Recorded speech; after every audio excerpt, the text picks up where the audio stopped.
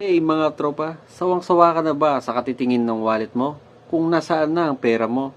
Welcome to 1 Minute Saving App.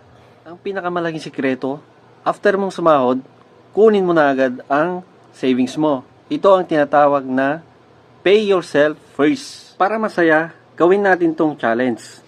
Ito ang 100 pesos challenge. Lahat ng 100 pesos na dumadaan sa kamay mo, idediretso mo agad sa alkansya mo. Magugulat ka na lang kung magkano na ang naipon mo sa isang buwan. Tandaan mo, hindi mo kailangan magsimula sa malaki. Pwede kang magsimula sa 20 pesos. Ang kailangan mo lang, consistency, hindi perfection. Anahin mo ang 10,000 na ipon kung next month, wala na, maliit man, pero tuloy-tuloy. Kaya mo yan, loads.